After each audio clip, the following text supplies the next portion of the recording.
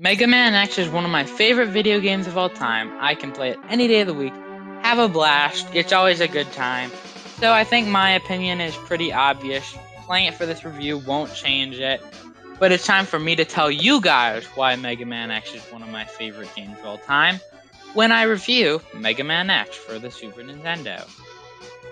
Now, it wasn't that incredibly long ago when I first actually fell in love with this game. So in last year, 2019, I got a cartridge of Mega Man X for the Super Nintendo, and I fell in love with it. From that, I played some X games, some classic games, because, well, I thought it was super fun.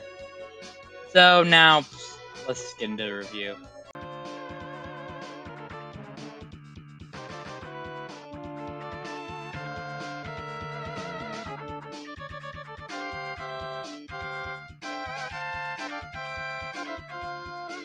Before we discuss why Mega Man X is incredible, I'd real quick like to talk about classic Mega Man. Before Mega Man X, there were these very simple NES platformers called Mega Man. Well, they're in the Mega Man series. There were 6 of them on the NES before Mega Man X, and they're pretty simple, as you can see in the footage. They're very simple games. There is something really cool about classic Mega Man that was different from a lot of games from around that time period, though. Okay, so in a Mario game or a Castlevania game from around that time period, after you beat a level, you would just go to the next level. You had a set order of levels to beat, go beat them. There was not really any kind of customization in what level order you had. You couldn't choose any levels in whatever order. Mega Man, on the other hand, let you pick any stage you wanted, or at least any of the beginning stages before the ending area. This is a really cool idea that was only in Mega Man for a while, and to this day it still isn't used too much in platformers like that, but it still is a really neat idea, and one of the reasons I love the Mega Man franchise, because it lets you customize your, well, every playthrough can be different because you can customize your playthroughs. Another cool thing this had was after you beat a certain boss in a classic Mega Man game, you could get their ability. This was another neat thing because different bosses had different weaknesses to different abilities, and this is really cool because it essentially can make you, if you know the right order, have an easier time or a harder time, and that is kind of cool. Now, all of this that I said is still here in Mega Man X. You still can pick a level, you still get weapons for beating bosses, they still can do lots of damage against other bosses and mini-bosses. It's still all there, but there is some new stuff added to this game as well. There are 2 new moves that are added to your arsenal in this game, one of which is wall jumping, a very useful technique that lets you climb walls. Now, one thing that I've never been a big fan in the classic games is that if there was a bottomless pit and you were to basically miss a jump, you'd basically be dead. You're dead. But here you have a chance to save yourself, and that is really cool. So you don't literally just die if you miss one jump. The other technique is the dashing ability, which you have to unlock by finding it in a level, but with it you can go so much faster. And that's why this game is way more fast-paced than Mega Man, the classic Mega Man, and that is cool to me. This dash can also be used to get upgrades. It's a very good thing. It's one of my favorite additions to Mega Man ever. Now it's time for the story of Mega Man X. 100 years after the Mega Man classic games, we have Dr. Kane, who finds Mega Man X, which was the last creation of Dr. Light, the creator of the original Mega Man, where basically his last creation is a robot who is able to think of free will, and that is something that robots can't really do. So, yeah, he finds Mega Man X and gets him out. Now, after a while, more and more robots have this new ability to think of free will, like Mega Man X, and these robots are called Reploids. Now, but some of these Reploids have started to go maverick or basically insane and turn against their human creators. So, you're a Maverick Hunter, just go stop the Mavericks. That's the plot. Although along with you, we also have the leader of the Maverick Hunters, who is Zero, this guy right there with the ponytail. He's the leader of the Maverick Hunters. He'll be helping you out. Although, spoiler alert, about halfway through the game, he sacrifices his life to help you defeat Vile. So, rip Zero. About at the very end of the game, you learn that the true menace behind this all is Sigma, who is the evil guy. Yeah, this story is okay. Hey, at least Sigma is a Jedi now, so that's kinda neat.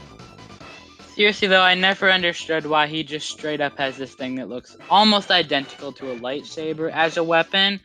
But speaking of weapons, Mega Man still, just like the classic games, has an assortment of fun-to-use weapons. And when I say fun to use, I mean this might be my favorite selection of weapons in the entire Mega Man X series. To start with, we have the Storm Tornado, one of the greatest weapons in Mega Man history.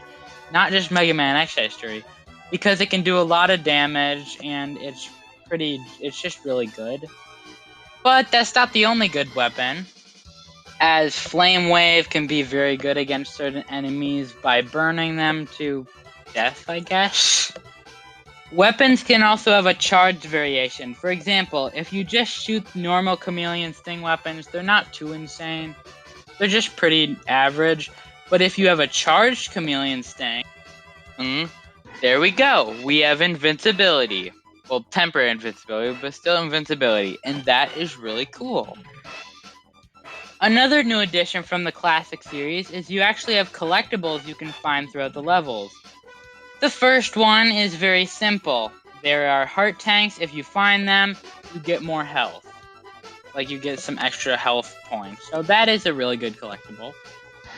Another new collectible is the sub tank, in which if you're starting to get low on health, you can refill your health and you're back to full health.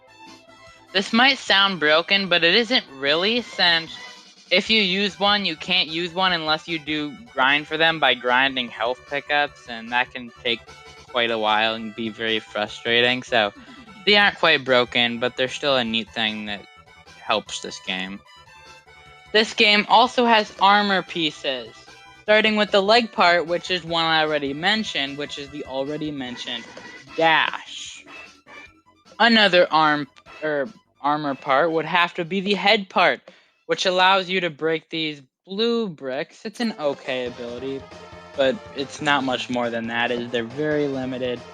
It's kind of pointless, to be honest.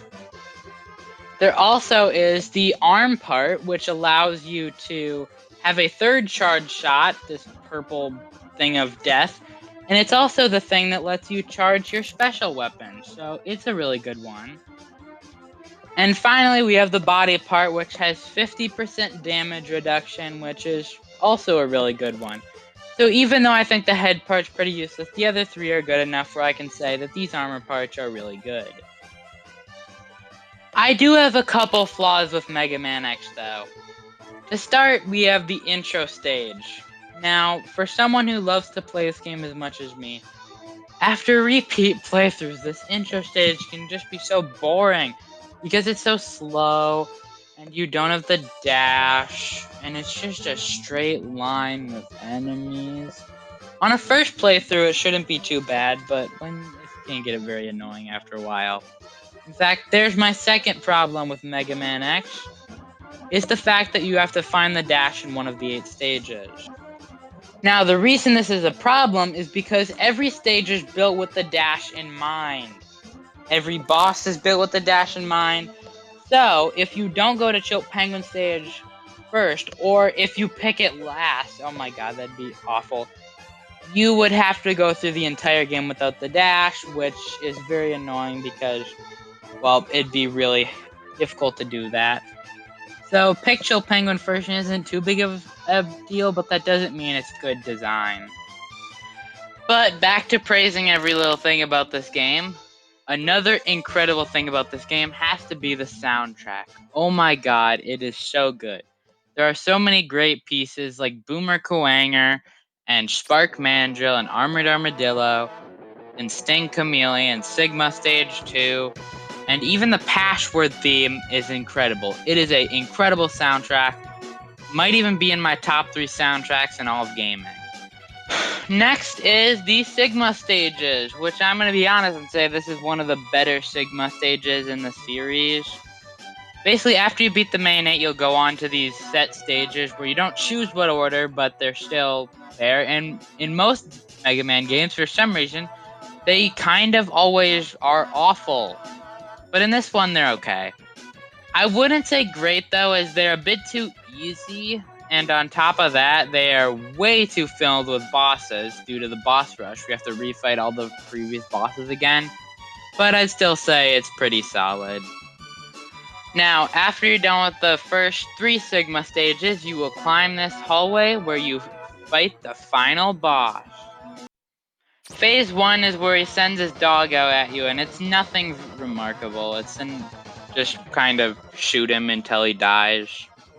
And if you thought that was unremarkable, in Phase 2 you can literally lock him in a pattern where he cannot hit you. It is pathetic. Easily the weakest boss in the entire game. And even though those first 2 phases were kind of unremarkable and not very difficult, this final one is actually quite hard. Basically, if you can get up on his hands and continue to shoot Rolling Shield at him, he'll die eventually, but make sure you have a couple sub-tanks. Otherwise, he easily becomes the hardest part of the entire game. And with that, you've finished Mega Man X. This game is not perfect, but it will always at least be one of my favorite video games ever. I can play this game anytime and have a blast, like I said, and I do play this game a lot, and repeat playthroughs are always so fun. It's just a great game.